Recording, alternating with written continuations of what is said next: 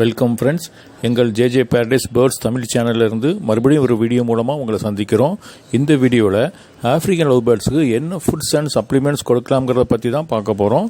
எங்கள் சேனலுக்கு நீங்கள் இதுவரை சப்ஸ்கிரைப் பண்ணலைன்னா இப்போவே சப்ஸ்கிரைப் பண்ணி பக்கத்தில் இருக்கிற பெல் ஐக்கனையும் கிளிக் பண்ணி ஆளுங்கிற பட்டனை அழுத்திக்கோங்க. நன்றி. பொதுவாக எல்லா பெட் பேர்ட்ஸுமே ரொம்ப விரும்பி சாப்பிட்ற உணவுன்னு பார்த்தா அது தினை தான். இந்த தினை எப்போவுமே கேஜில் இருக்கணும்.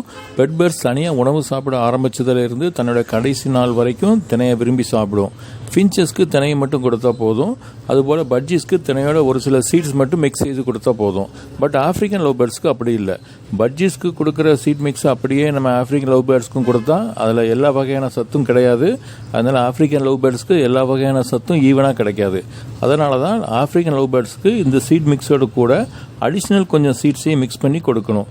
அதாவது நம்ம வழக்கமாக பட்ஜிஸ்க்கு தினையோட செந்தினை, சின்ன கம்பு, குதிரைவாளி, வரகு, சாமை இந்த மாதிரியான சீட்ஸை மிக்ஸ் பண்ணி கொடுப்போம். பட் ஆஃப்ரிக்கன் லவ் பேர்ட்ஸ்க்கு இந்த மிக்சிங்கோட சேர்த்து நெல், சூரியகாந்தி விதை, குங்குமப்பூ விதை இந்த மாதிரியான சீட் வெரைட்டிஸையும் சேர்த்து கொடுக்கணும். இந்த சீட் மிக்சிங்கில் சூரியகாந்தி விதையை ஆஃப்ரிக்கன் லவ் பேர்ட்ஸ் அதிகமாக விரும்பி சாப்பிடும். அப்படி விரும்பி சாப்பிடுங்கிறதுக்காக நம்ம சூரியகாந்தி விதையை தனியாக வாங்கி பேர்ட்ஸுக்கு நிறைய கொடுக்கக்கூடாது. ஏன்னா சூரியகாந்தி விதையில் அதிகமாக ஆயில் கண்டென்ட் இருக்குது. இது பேர்ட்ஸோட ஹெல்த்துக்கு நல்லதில்லை. அதிகமாக ஆயில் கண்டென்ட் இருக்கிறதுனால ஆஃப்ரிக்கன் லவ் பேர்ட்ஸுக்கு கொழுப்பு கட்டும். அதனால் எக் பைண்டிங் ப்ராப்ளம் வரும். பேர்ட்ஸும் முட்டை வைக்கிறதுக்கு ரொம்ப கஷ்டப்படும். பட் பெரிய கேஜில் உங்கள் ஆஃப்ரிக்கன் லவ் பேர்ட்ஸை வச்சு வளர்த்துட்டு இருந்தீங்கன்னா கேஜில் பேர்ட்ஸ் பறக்கிறதுக்கு நிறைய இடம் இருக்கும். அதனால் கொழுப்பு கரையிறதுக்கு நிறைய வாய்ப்பு இருக்குது. ஸோ இட வசதி குறைவாக உள்ள கேஜில் இருக்கிற ஆஃப்ரிக்கன் லவ் பேர்ட்ஸுக்கு கொழுப்பு அதிகம் இல்லாத ஃபுட்ஸை கொடுப்பது தான் நல்லது. அதனால் ஆஃப்ரிக்கன் லவ் பேர்ட்ஸுக்கு எப்போவுமே சூரியகாந்தி விதையை அளவோடு கொஞ்சமாக கொடுத்தா போதும். கீரையை பொறுத்தவரையில் நீங்கள் எல்லா வகையான கீரையும் உங்கள் ஆஃப்ரிக்கன் லவ் பேர்ட்ஸ்க்கு கொடுக்கலாம். அதில் அரைக்கீரையை நீங்கள் எல்லா சீசன்லேயும் பேர்ட்ஸ்க்கு கொடுக்கலாம். பொன்னாங்கண்ணி கீரையை சம்மர் சீசனில் நிறைய உங்கள் ஆஃப்ரிக்கன் லவ் பேர்ட்ஸ்க்கு கொடுத்தீங்கன்னா பேர்டு நல்லா ஹெல்த்தியாக இருக்கும். கீரையோட இலையை மட்டும் எடுத்து நல்லா கழுவி அதை சின்ன சின்ன பீஸாக கட் பண்ணி உங்கள் பேர்ட்ஸுக்கு கொடுங்க. முருங்கைக்கீரையை சாப்பிட கொடுத்துட்டு இருந்தீங்கன்னா அதோட அளவை சம்மர் சீசனில் குறைச்சிக்கோங்க. அதுபோல் பாலக்கீரையை சம்மர் சீசனில் கொடுக்க வேண்டாம், கம்ப்ளீட்டாக ஸ்டாப் பண்ணிடுங்க. சம்மர் சீசன் முடிஞ்சதுக்கப்புறம் நீங்கள் பாலக்கீரையை கண்டினியூ பண்ணலாம். தென் கொத்தமல்லி. இந்த சம்மர் சீசனில் பேர்ட்ஸுக்கு கொத்தமல்லி கொடுப்பது ரொம்ப ரொம்ப நல்லது. பட் மழை காலம், குளிர்காலத்தில் இதை அவாய்ட் பண்ணுங்கள் அல்லது அளவு கொஞ்சம் குறைச்சி கொடுங்க. அதுபோல் புதினாவையும் பேர்ட்ஸுக்கு சம்மர் சீசனில் நல்லா கொடுக்கலாம். ரெண்டுமே நல்லா குளிர்ச்சியை பேர்ட்ஸுக்கு கொடுக்கும். கொத்தமல்லியும் புதினாவையும் ஒரே நாளில் ஆஃப்ரிக்கன் லவ் பேர்ட்ஸ்க்கு கொடுக்க வேண்டாம். அது சாப்பிட ரொம்ப கஷ்டப்படும். வேறு வேறு நாளில் தனித்தனியாக கொடுங்க. ஒருவேளை உங்கள் பேர்ட்ஸ் இதை சாப்பிட கொஞ்சம் விருப்பப்படலைன்னா கொத்தமல்லியும் அரைக்கீரையும் கலந்து ஒரு நாள் கொடுங்க.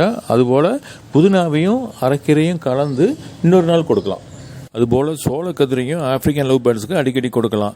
இதில் கார்போஹைட்ரேட்ஸும் நார்ச்சத்தும் அதிகமாக இருக்குது. பட் கொழுப்பு சத்து குறைவு.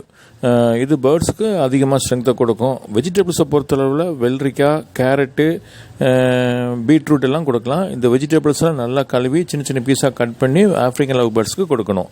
ஒருவேளை உங்கள் பேர்ட்ஸ் இந்த வெஜிடபிள்ஸ் ஏதாவது சாப்பிடாமல் இருந்துச்சுன்னா அந்த வெஜிடபிள்ஸை நல்லா துருவி எந்த கீரையை விருப்பப்பட்டு சாப்பிடுதோ அந்த கீரையோட கலந்து கொடுங்க.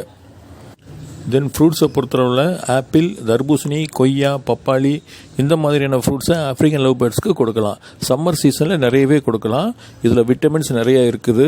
இதனால் உங்கள் பேர்ட்ஸோட ஹெல்த்தும் நல்லா மெயின்டைன் ஆகும். இந்த கீரை, வெஜிடபிள்ஸ், ஃப்ரூட்ஸ் எல்லாம் ஆஃப்ரிக்கன் லவ் பேர்ட்ஸுக்கு டெய்லி கொடுக்கணுங்கிற அவசியம் இல்லை. 2 நாளுக்கு ஒரு முறையோ அல்லது 3 நாளுக்கு ஒரு முறையோ ஏதாவது ஒரு வெரைட்டி மட்டும் கொடுத்தா போதும். அதுவும் அளவோடு சிறிதளவு கொடுத்தாலே போதும். அதிகமாக கொடுத்தீங்கன்னா பேர்ட்ஸுக்கு டிசென்ட்ரி ஆயிரும்.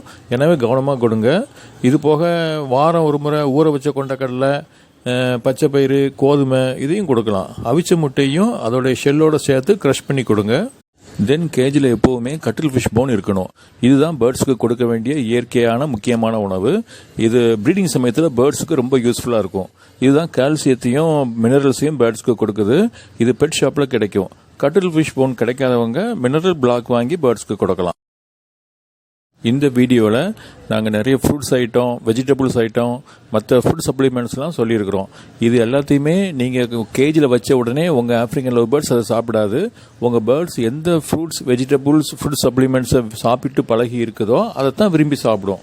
ஸோ உங்கள் பேர்ட்ஸ் எதை சாப்பிட்டு பழகி இருக்குதோ அதை மட்டும் சாப்பிட கொடுத்தா போதும். நீங்கள் எல்லாத்தையும் கொடுக்கணுங்கிற அவசியம் இல்லை. இதுவரை உங்கள் ஆஃப்ரிக்கன் லவ் பேர்ட்ஸ் சாப்பிட்டு பழகாத ஃபுட்ஸை கொடுத்தீங்கன்னா ஸ்டார்டிங்கில் கொஞ்சமாக கொடுங்க. பேர்ட்ஸ் அதை விரும்பி சாப்பிட ஆரம்பிச்சுன்னா கிராஜுவலாக குவான்டிட்டி இன்க்ரீஸ் பண்ணுங்கள். அது சாப்பிட விருப்பப்படலைன்னா அவாய்ட் பண்ணிடுங்க. இந்த ஃபுட் சப்ளிமெண்ட்ஸ்லாம் பேர்ட்ஸ் சாப்பிடாம கேஜில் மீதி வச்சிருச்சுன்னா 2 to 3 ஹவர்ஸில் அதை கேஜை விட்டு வெளியே எடுத்துருங்க. இல்லாட்டினா அந்த ஃபுட் ஐட்டம்ஸ்லாம் கெட்டு போயிடும். கெட்டு போன ஃபுட்ஸை பேர்ட்ஸ் சாப்பிட்றது நல்லதில்லை. ஒருவேளை உங்கள் ஆஃப்ரிக்கன் லவ் பேர்ட்ஸ் ஃபுட் சப்ளிமெண்ட்ஸை விரும்பி சாப்பிடலைன்னா விமரால் சிரப் கொடுங்க. இதில் விட்டமின்ஸ் கொஞ்சம் தான் இருக்குது. மல்டி விட்டமின்ஸ் கொடுக்கணும்னு நினச்சிங்கன்னா ஜிங்கோவிட் சிரப்பை கொடுக்கலாம். பேர்ட்ஸ்க்கு என்ன சிரப் கொடுக்கலாம், எப்படி கொடுக்கலாம், எப்போ கொடுக்கலாங்கிற வீடியோ எங்கள் சேனலில் இருக்குது. அதோடைய லிங்க்கும் டிஸ்கிரிப்ஷனில் இருக்குது. தேவைப்படுறவங்க பாருங்கள், அது உங்களுக்கு ரொம்ப யூஸ்ஃபுல்லாக இருக்கும். என்ன ஃப்ரெண்ட்ஸ், இதெல்லாம் ஃபாலோ பண்ணுங்கள். உங்கள் ஆஃப்ரிக்கன் லவ் பேர்ட்ஸ் ஹெல்த்தியாக வளர்றத பார்ப்பீங்க. இந்த வீடியோ உங்களுக்கு பிடிச்சிருந்தால் லைக் பண்ணுங்கள், உங்கள் ஃப்ரெண்ட்ஸுக்கு ஷேர் பண்ணுங்கள்.